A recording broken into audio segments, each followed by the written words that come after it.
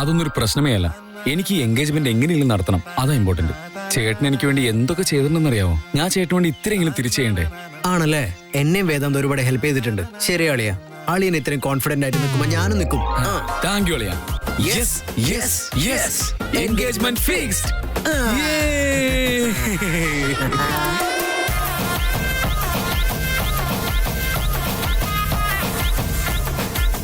What rubbish Amulya, നീ എന്തൊക്കെയാ ഈ പറയുന്നേ? ഇത്രയും സില്ലി ആയിട്ട് എന്തിനാ ബിഹേവ് ചെയ്യുന്നേന്ന്? ഞാൻ അന്നും ഇന്നും എന്നും സെയിം ടു സെയിം ആയിട്ടാ ബിഹേവ് ചെയ്യുന്നത്. എന്റെ മനസ്സിൽ എന്താണോ തോന്നുന്നത് അത് മാത്രമേ ഞാൻ പറയൂ. എനിക്ക് നിന്നെ വേണ്ടാന്ന് പറഞ്ഞതല്ലേ. So good bye. ഇത് അവസാന വാക്കാണോ? നീ കേട്ടിട്ടില്ലേ, വാക്കാണ് ഏറ്റവും വലിയ സത്യമെന്ന്. എന്റെ റേഞ്ചിന് നീ മാച്ച് ആവില്ല. നിനക്ക് മാച്ച് ആവുന്നത് ആരാണോ നീ അവരുടെ കൂടെ പോയിക്കും. അല്ല, സന്യാസിയായിട്ട് ജീവിക്കാനാണെങ്കിൽ അങ്ങനെ. പക്ഷെ എനിക്ക് നിന്നെ കല്യാണം കഴിക്കണ്ട. അഹങ്കാരം കൂടുതലാ നിനക്ക്. നിനക്ക് വേണ്ടെങ്കിലേ എനിക്കും വേണ്ട. നിനക്ക് ഇത്ര അഹങ്കാരം ഉണ്ടെങ്കിൽ എനിക്ക് എത്ര ഉണ്ടെന്ന് അറിയോ? ശരിയാക്കി തരാം. ശരി, ഞാൻ പോവാ.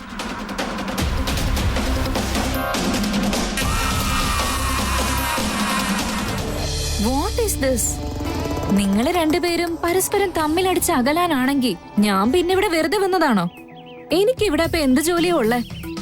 ബൈ ദ വേ, ഞാൻ എന്തായാലും ഇവിടെ എത്തിയല്ലോ. അങ്ങനെ ഒന്നും ചെയ്യാതെ ഇവിടുന്ന് പോവാനും പറ്റില്ല. നിങ്ങൾക്കിടയിൽ എന്തായാലും ചെറിയൊരു മിസ്അണ്ടർസ്റ്റാൻഡിംഗ് ക്രിയേറ്റ് ആയല്ലോ.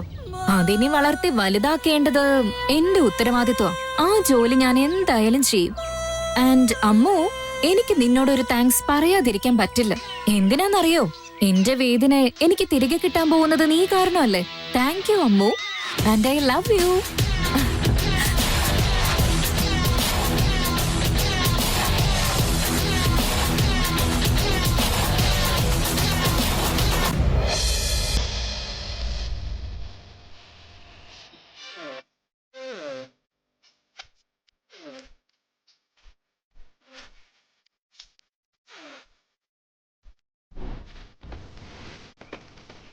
ഓ, രണ്ടുപേരും ഇവിടെ ഉണ്ടായിരുന്നു. നിങ്ങൾ രണ്ടാളെയും കാണാതെ റിസോർട്ട് മുഴുവൻ അന്വേഷിച്ചിട്ടേ എക്സർസൈസ് ചെയ്യാനുള്ള 1 മണിക്കൂർ ഞാൻ ലാഭിച്ചു. അമ്മു, എന്താ കാര്യം പറയച്ചാ? വേദാന്ത്, ഇവളുടെ അമ്മയും നിന്റെ മുത്തശ്ശിയും ഫോൺ ചെയ്തായിരുന്നു. നാളെ തന്നെ നിങ്ങളുടെ എൻഗേജ്മെന്റ് നടത്തണമെന്ന് അവര് പറയുന്നത്. പക്ഷെ നിങ്ങൾ രണ്ടുപേരും ഇവിടെ ആയിപ്പോയില്ലേ. ഭാഗ്യം കൊണ്ട് രണ്ടുപേരും ഒന്നിച്ചായെന്ന് അവര് പറയുന്നു. എൻഗേജ്മെന്റ് നിശ്ചയിച്ച പോലെ തന്നെ നടത്താം. മുഹൂർത്തം മാറ്റണമെന്നാ തിരുമേനി പറഞ്ഞു.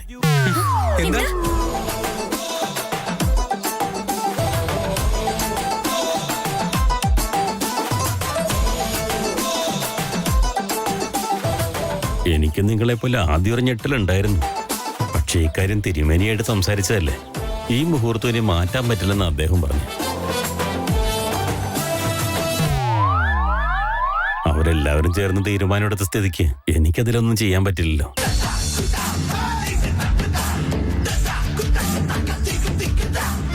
അവരങ്ങനെയൊക്കെ പറയും. എന്നാലും അച്ഛനെ തന്നെയല്ലേ എല്ലാം തീരുമാനിക്കാനുള്ള അധികാരമുള്ളത്.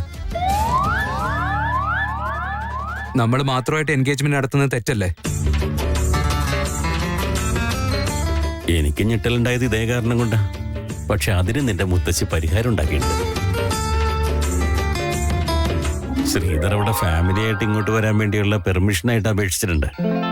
അപ്പൊ 2 ഫാമിലി ഇവിടെ വന്നിട്ട് എൻഗേജ്മെന്റ് നടത്താനാ തീരുമാനിച്ചത്. അപ്പൊ എനിക്കത് ശരിയായിട്ട് തോന്നി. ആയിക്കോട്ടെ ഞാനും പറഞ്ഞു. ഇവരുടെ വീട്ടിൽ നിന്ന് മാത്രം ആള് വന്നാ പറ്റുമോ? അമ്മ വരണ്ടേ? അതിഥി അഞ്ചും കണ്ണൻ ചേട്ടനും ഇല്ലാതെ എങ്ങനെ നടക്കും? അതല്ലേ ഞാൻ പറഞ്ഞ 2 ഫാമിലിയും വരുന്നുണ്ടെന്ന്. നീ ആഗ്രഹിക്കുന്ന എല്ലാവരും ഇവിടെ ഉണ്ടാവും മോളെ.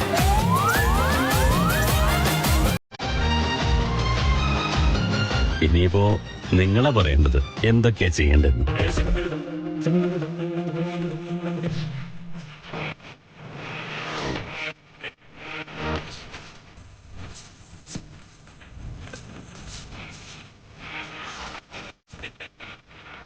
ചെറിയൊരു കാര്യത്തെ പെരുപ്പിച്ച് വലുതാക്കിയത് നീ തന്നെയല്ലേ. ഇനി നീ തന്നെ അങ്ങോട്ട് ഓക്കെ പറഞ്ഞാൽ മതി. ഞാൻ എന്തിനാ ആവശ്യമില്ലാതെ ഓക്കെ പറയുന്നേ? നിനക്ക് പറഞ്ഞാൽ എന്താ? അഹങ്കാരം, ഈഗോ ആണാണെന്നുള്ള അഹങ്കാരം നിനക്ക്. വെറുതെ ഓവറാക്കല്ലേ. ഓക്കെ ആണെന്ന് മര്യാദയ്ക്ക് പറഞ്ഞു.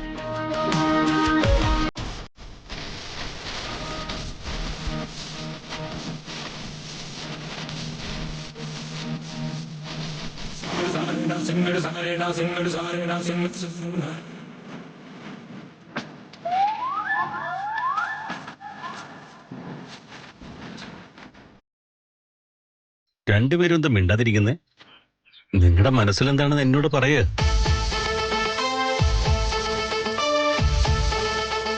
നിങ്ങൾ എന്താ മനസ്സിൽ ആലോചിക്കുന്നതെന്ന് എനിക്കറിയോ. ഞാൻ നിങ്ങളെ പോലെ കൊച്ചുകുട്ടിയൊന്നുമല്ലല്ലോ.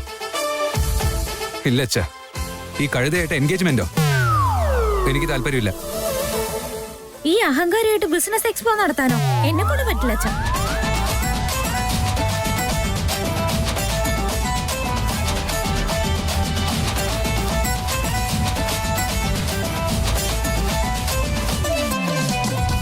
ലോട്ടറിക്ക് മേലെ എനിക്ക് നീ ലോട്ടറി തരുവാണല്ലോ Ved. I am so lucky you know. രണ്ടുപേരും ഇതെന്തൊക്കെയാ പറയുന്നത്? ഇതെന്താ രണ്ടുപേരുടെ മനസ്സ് മാറിയിരിക്കുന്നത്? അതിനിപ്പോ എന്താ ഉണ്ടായേ? എന്തെങ്കിലും സംഭവിച്ചെന്ന് വെറുതെ വിചാരിക്കണ്ട.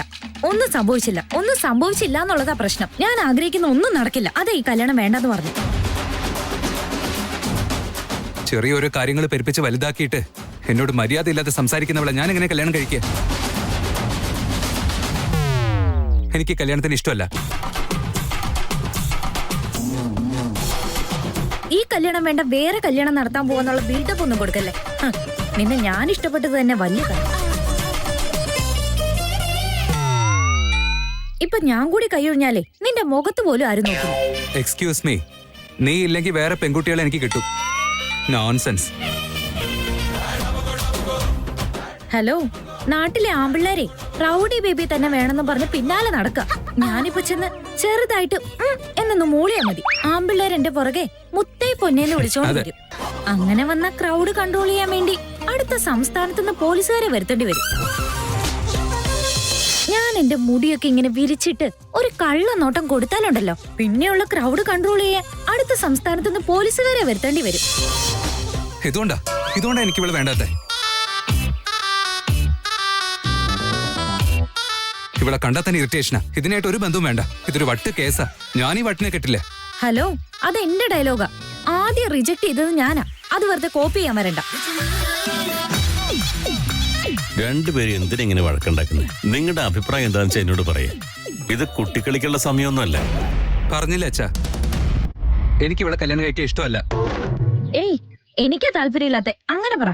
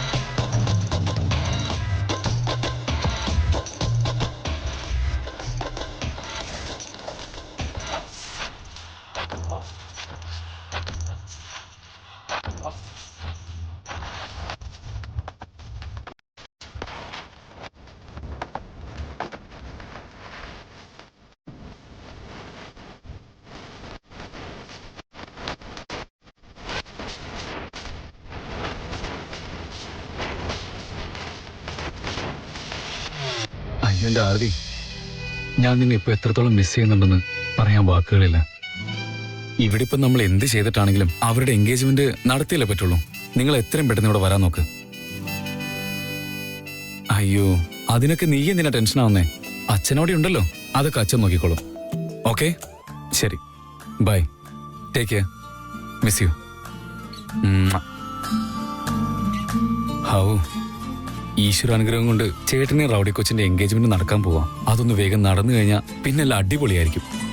ഇതൊന്ന് സക്സസ്ഫുൾ ആയി കഴിഞ്ഞാൽ മദറിന്റെ വിചാരിച്ചിരിക്കുന്ന എല്ലാ പ്ലാനിങ്ങുകളും ഒന്ന് തകർക്കാൻ പറ്റുന്ന ഉറപ്പാ. എന്റെ ഈശ്വര, ഞങ്ങൾ എപ്പോ ഡേറ്റ് ഫിക്സ് ചെയ്താലും അതിന്റെ ഇടയിൽ ഒന്ന് നീ തടസ്സങ്ങൾ ഉണ്ടാക്കാറുണ്ട്. ഇത്തവണ ഒന്നും ചെയ്യില്ലല്ലോ അല്ലേ? ചെയ്യില്ലെന്ന് ഞാൻ വിശ്വസിക്കുന്നു. അച്ഛാ, എന്തു പറ്റിയാച്ചാ?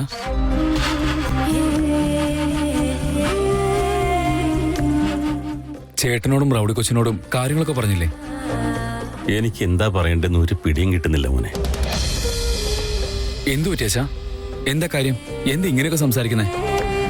പ്രശ്നങ്ങൾ വഷളാണല്ലോ മോനെ. വേദാന്തിനും അമ്മോനും എൻഗേജ്മെന്റ് നടത്താൻ താല്പര്യമില്ലെന്ന് പറയുന്നത്. വാട്ട്? സത്യമാണോ പറയുന്നേ? അതെ മോനെ, അമ്മോന്റെ സ്വഭാവം നിനക്കറിയാലോ. അവക്കല്ലെങ്കിൽ ചെറിയ കാര്യത്തിന് പോലും ദേഷ്യം വരാറുണ്ടല്ലോ. അത് മാത്രമാണെങ്കിൽ കാര്യാക്കണ്ടായിരുന്നു. പക്ഷെ അവളെപ്പോലെ തന്നെ വേദാന്ത് വേണ്ടെന്ന് പറയാ.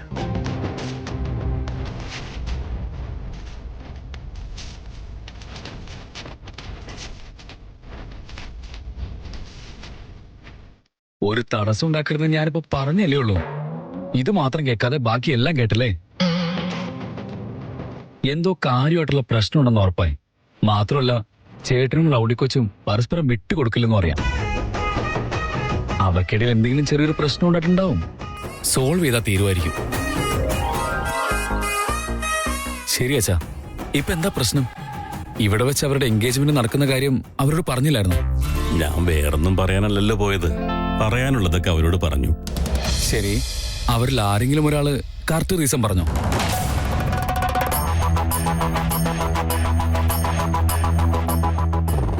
ഇനി എങ്ങാനും അത് മദറിന്റെ പണിയായിരിക്കോ?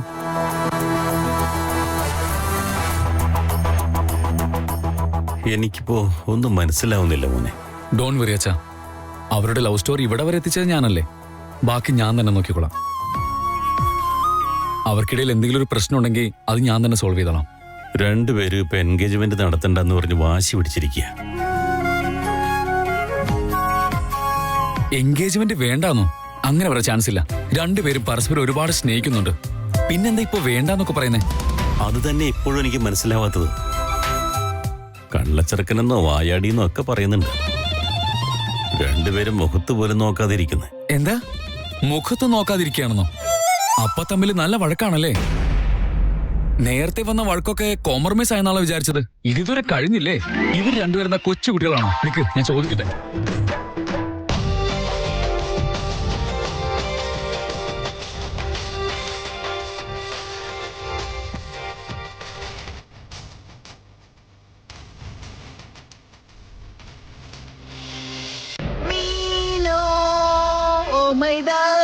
ഡാ പൊട്ടാ,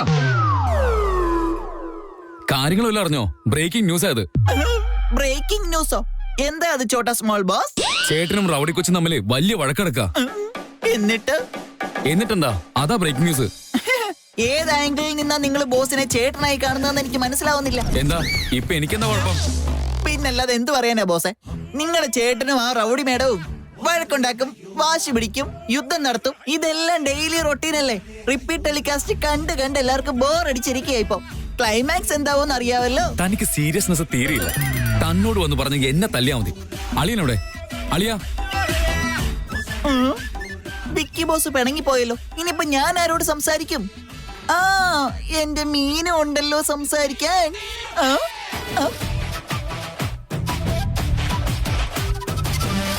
മീനു, അളിയാ, കാര്യങ്ങൾ വഷളായിക്കൊണ്ടിരിക്കുക. എന്നെ ചേട്ടനും അളിയന്റെ അനിയത്തിയും തമ്മിൽ വഴക്കാ. എന്താ അവർ തമ്മിൽ വീണ്ടും വഴക്കായോ?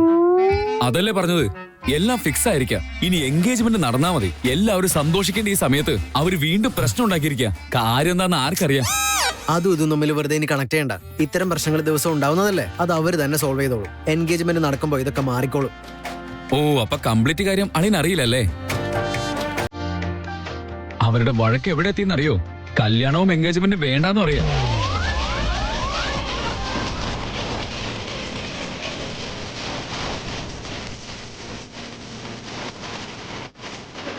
നീ ഇതെന്താ പറയുന്നത് വിക്കി? സത്യമാണോ? അല്ല, എന്റെ എക്സ്പീരിയൻസ് വെച്ച് ഈ ടൈപ്പ് വഴക്കൊക്കെ കല്യാണത്തിന് ശേഷമല്ലേ നടക്കേണ്ടത്? പാവം അച്ഛൻ എന്തായാലും നല്ല വിഷമമായിട്ടുണ്ട്.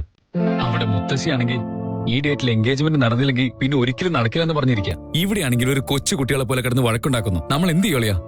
വേറെന്ത് ചെയ്യാൻ? നമുക്കിത് സോൾവ് ചെയ്യാം. വഴക്കിന്റെ കാരണം ചോദിച്ച് നമുക്കിത് പരിഹരിക്കാം.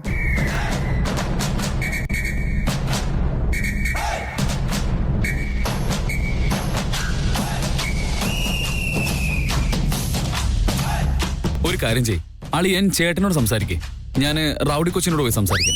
ആ വലിയ റിസ്ക് ഒക്കെ നീ എന്റെ തലയിലിട്ടിട്ട് അങ്ങോട്ട് പോവാണോ? ഹലോ, ഞാൻ പോത്തിനോടാ വേദോ താൻ പോകുന്നേ. ആളിന് അത്രയും ടെൻഷനൊന്നും വേണ്ട. ഞാൻ എന്റെ ജീവൻ കൈ പിടിച്ചോണ്ടാ പോകുന്നത്. അല്ല ഞാനെന്താ പൂച്ചക്കുട്ടിയായിട്ടാണോ സംസാരിക്കുന്നത്? ഞാനും ഒരു പുലിയുടെ അടുത്തേക്ക് തന്നെയാ പോകുന്നത്. എനിക്കും എന്റെ ജീവനില് നല്ല കൊതിയുണ്ട്. എന്തായാലും റിസ്ക് എടുക്കല്ലേ, വാ നമുക്ക് പോവാം.